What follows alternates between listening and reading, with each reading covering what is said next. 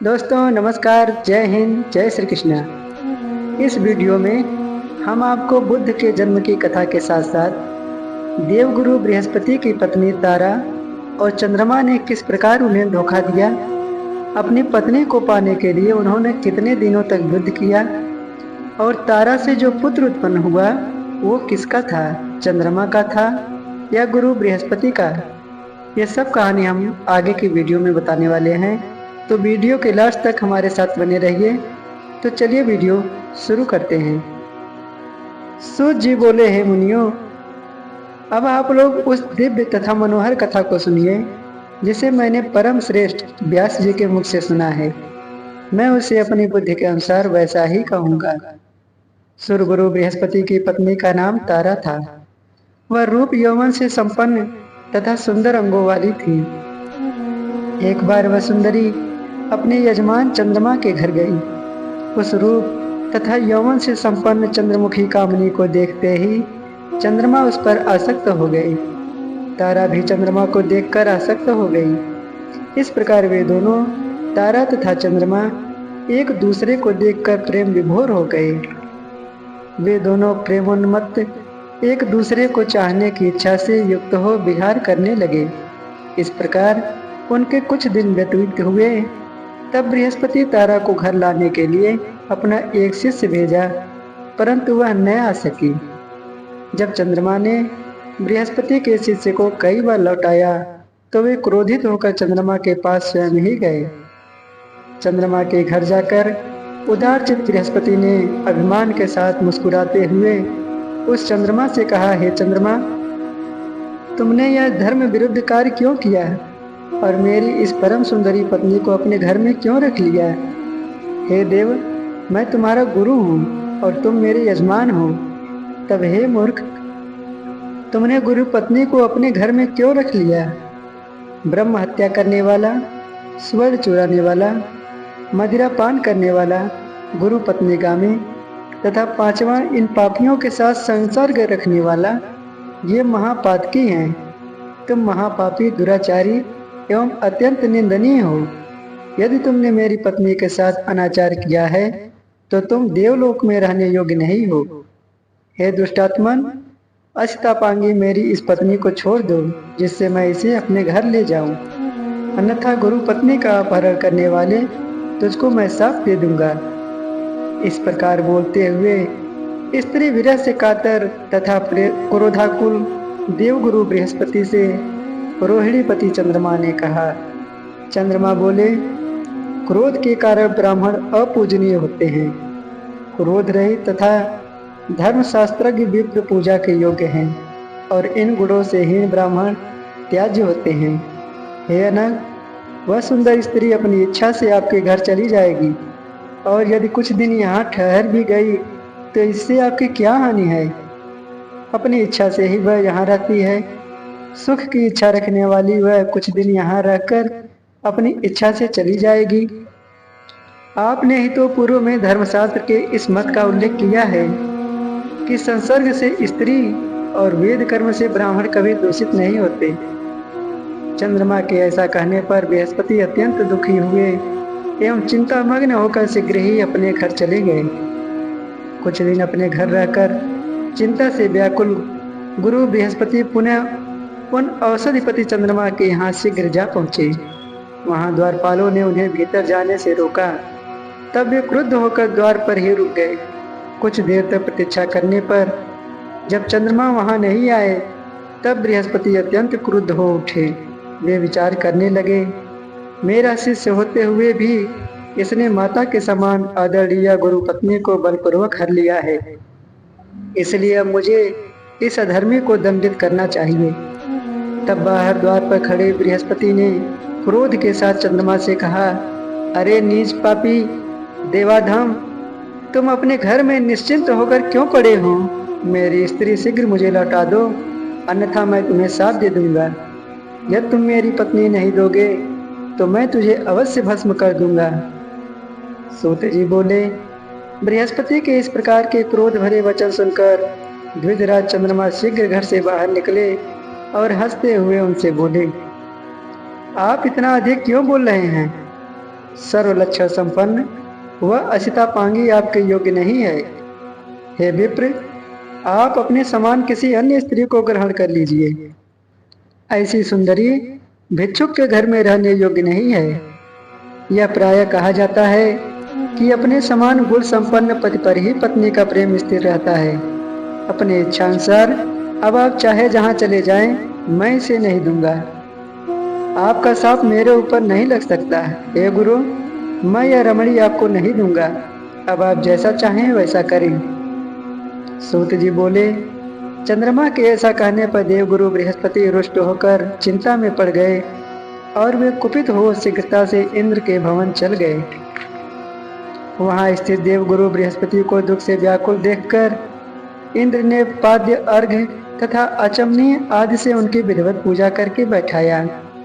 जब बृहस्पति आसन पर बैठकर स्वस्थ हो गए, तब परम उदार इंद्र ने उनसे पूछा, हे महाभाग, आपको कौन सी चिंता है? हे मुनिवर, आप इतने शोकाकुल किस लिए हैं? मेरे राज्य में आपका अपमान किसने किया है? आप मेरे गुरु हैं, अतः हमारी सारी सेना एवं लोकपाल सभी आपके अधीन हैं। ब्रह्मा, विष्णु, रुद्र तथा अन्य देवता भी आपकी सहायता करेंगे। आपको कौन सी चिंता है? इस समय उसे बताइए। बृहस्पति बोले, चंद्रमा ने मेरी सुंदर नेत्रों वाली पत्नी तारा का हरण कर लिया है और वह दुष्ट मेरे बार बार प्रार्थना करने पर भी उसे लौटाता नहीं है। हे देवराज, अब मैं क्या करूं? अब तो केवल आप ही मेरी शरण हैं। हे सत्कृतो, मैं अत्यंत दुखी हूँ। हे देवेश, आप मेरी सहायता कीजिए। इंद्र बोले, हे धर्मात्मन, आप शोक न करें। हे सुव्रत, मैं आपका सेवक हूँ, मैं आपकी पत्नी को अवश्य लाऊंगा। हे महामते, यदि दूत भेजने पर भी वह मदोन्मत्त चंद्रमा आपकी स्त्री को नहीं देगा, तो देव सेनाओं सहित मैं स्वयं युद्ध करूंगा। इस प्रकार गुरु बृहस्पति को आश्वासन देकर इंद्र ने अपनी बात को सही ढंग से कहने वाले विलक्षण तथा वाक्पटु दूत को चंद्रमा के पास भेजा। शीघ्र ही वह चतुर्दूत चंद्रलोक गया और रोहिणीपति चंद्रमा से यह संदेश वचन कहने लगा, हे महाभाग, हे महामते, इंद्र ने आपसे कुछ कहने के लिए मुझे भेजा है। अतः उनके द्वारा जो कुछ कहा गया है वही ज्यों का त्यों मैं आपसे कह रहा हूँ। हे महाभाग, हे सुब्रत, आप धर्मज्ञ हैं, नीति जानते हैं तथा धर्मात्मा अत्रि मुनि आपके पिता हैं। अतएव आपको कोई ऐसा कार्य नहीं करना चाहिए जिससे आप निंदनीय हो जाएं। आलस रहित होकर यथाशक्ति अपनी स्त्री की रक्षा सभी प्राणी करते हैं। अतः इस तारा के लिए इतना बड़ा कलह होगा, इसमें संदेह नहीं है। हे सुधानिधे, जैसे आप अपनी भार्या की रक्षा हेतु प्रयत्न करते हैं, वैसे ही गुरु बृहस्पति भी अपनी पत्नी की रक्षा के लिए प्रयत्नशील हैं। आप अपने ही सदी सभी प्राणियों के विषय में विचार कीजिए। हे सुधानिधे, आपको दक्ष प्रजापति की सुरक्षणों से युक्त 28 कन्याएं पत्नी के रूप में प्राप्त हैं। आप अपने गुरु की पत्नी को पाने की इच्छा क्यों रखते हैं? स्वर्गलोक में मेनका आदि अनेक मनोरम अप्सराएं सर्वदा सुलभ हैं। तब उनके साथ स्वेच्छापूर्वक विहार कीजिए और गुरु पत्नी तारा को शीघ्र ही लौटा दीजिए। आप जैसे महान लोग यदि अहंकार बस ऐसा निंदित कर्म करें, तो अनभिज्ञ साधारण जन तो उनका अनुकरण करेंगे ही और तब धर्म का नाश हो जाएगा। अतः हे महाभाग, गुरु की इस मनोरमा पत्नी को शीघ्र लौटा दीजिए, जिससे आपके कारण इस समय देवताओं के बीच कलह न उत्पन्न हो। सूत जी बोले, दूत से इंद्र का संदेश सुनकर चंद्रमा कुछ क्रोधित हो गए और उन्होंने इंद्र के दूत को इस प्रकार व्यंग पूर्वक उत्तर दिया। चंद्रमा बोले, हे महाबाहो, आप धर्मज्ञ हैं और स्वयं देवताओं के राजा हैं। आपके पुरोहित बृहस्पति भी ठीक आपकी तरह हैं और आप दोनों की बुद्धि भी एक समान है। दूसरों को उपदेश देने में अनेक लोग चतुर होते हैं, परंतु कार्य उपस्थित होने पर उपदेशानुसार स्वयं आचरण करने वाला दुर्लभ होता है। हे देवेश, बृहस्पति के बनाए शास्त्र को सभी मनुष्य स्वीकार करते हैं। शक्तिशाली लोगों के लिए सब कुछ अपना होता है, परंतु दुर्बल लोगों के लिए कुछ भी अपना नहीं होता। तारा जितना प्रेम मुझसे करती है, उतना बृहस्पति से नहीं। अतः अनुरक्त स्त्री धर्म अथवा न्याय से त्याज्य कैसे हो सकती है? गृहस्थ जीवन का वास्तविक सुख तो प्रेम रखने वाली स्त्री के साथ ही होता है, उदासीन स्त्री के साथ नहीं। इसलिए हे दूत, तुम जाओ और इंद्र से कह दो कि मैं इसे नहीं दूंगा। हे सहताज, आप स्वयं समर्थ हैं, आप जो चाहते हो वह कीजिए। सूत जी बोले, चंद्रमा के ऐसा कहने पर दूत इंद्र के पास लौट गया और चंद्रमा ने जो कहा था वह सब उसने इंद्र से कह दिया। इसे सुनकर प्रतापी इंद्र भी अत्यंत क्रोधित हुए और गुरु बृहस्पति की सहायता के लिए सेना की तैयारी करने लगे। दैत्य गुरु शुक्राचार्य चंद्रमा तथा देवगुरु के विरोध की बात सुनकर बृहस्पति से द्वेष के कारण चंद्रमा के पास गए और उससे बोले कि आप तारा को वापस मत कीजिए। हे महामते, हे मान्य, यदि इंद्र के साथ आपका युद्ध छिड़ जाएगा तो मैं भी अपनी मंत्र शक्ति से आपकी सहायता करूंगा। गुरु पत्नी से अनाचार की बात सुनकर और शुक्राचार्य को बृहस्पति का शत्रु जानकर शिव जी भी बृहस्पति की सहायता के लिए तैयार हो गए। तब तारकासुर के साथ हुए युद्ध की भांति देवदानवों में संग्राम छिड़ गया। यह युद्ध बहुत वर्षों तक चलता रहा। देवदानवों का यह संग्राम देखकर प्रजापति ब्रह्मा जी हंस पर सवार होकर उस क्लेश की कांति के लिए रणस्थल में शीघ्र पहुंचे। तब ब्रह्मा जी ने चंद्रमा से कहा कि तुम गुरु बृहस्पति की पत्नी लौटा दो, नहीं तो भगवान विष्णु को बुलाकर मैं तुम्हें समूल नष्ट कर दूंगा। तत्पश्चात लोक पितामह ब्रह्मा जी ने मृगनंदन शुक्र को भी युद्ध से रोका और उनसे कहा, हे महामते, दैत्यों के संग से क्या आपकी भी बुद्धि अन्याय युक्त हो गई है? तत्पश्चात ब्रह्मा जी की बात सुनकर शुक्राचार्य चंद्रमा के पास गए। उन्होंने चंद्रमा को युद्ध से रोका और कहा कि तुम्हारे पिता ने मुझे भेजा है, तुम अपने गुरु की पत्नी को तत्काल छोड़ दो।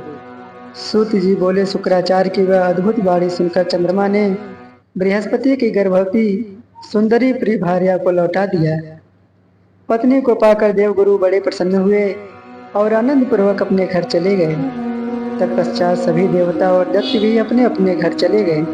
पितामह ब्रह्मा अपने लोक को तथा शिव जी भी कैलाश पर्वत पर चले गए। इस प्रकार अपनी सुंदर स्त्री को पाकर बृहस्पति संतुष्ट हो गए। तदनंतर कुछ दिनों के बाद तारा ने शुभ दिन तथा शुभ नक्षत्र में गुणों में चंद्रमा के समान ही सुंदर पुत्र को जन्म दिया। पुत्र को उत्पन्न देखकर देवगुरु बृहस्पति ने प्रसन्न मन से उनके विधिवत जात कर्म आदि सभी संस्कार किए। हे श्रेष्ठ मुनियों, चंद्रमा ने जब सुना कि पुत्र उत्पन्न हुआ है, तब बुद्धिमान चंद्रमा ने बृहस्पति के पास अपना दूत भेजा और कहलाया, हे गुरु, यह पुत्र आपका नहीं है, क्योंकि यह मेरे तेज से उत्पन्न हुआ है। तब आपने अपनी इच्छा से बालक का जात कर्म संस्कार क्यों कर लिया? उस दूत का वचन सुनकर बृहस्पति ने कहा कि यह मेरा पुत्र है, क्योंकि इसकी आकृति मेरे समान है, इसमें संदेह नहीं। पुनः दोनों में विवाद खड़ा हो गया और देव दानव मिलकर फिर युद्ध के लिए आ गए और इस प्रकार उनका बहुत बड़ा समूह एकत्रित हो गया। उस समय शांति के अभिलाषी स्वयं प्रजापति ब्रह्मा जी पुनः वहां पहुंचे और रणभूमि में डटे हुए युद्ध के उत्सुक देवदानवों को उन्होंने युद्ध से रोका। धर्मात्मा ब्रह्मा जी ने तारा से पूछा, हे कल्याणी, यह पुत्र किसका है? हे सुंदरी, तुम सही सही बात बता दो, जिससे यह कलह शांत हो जाए।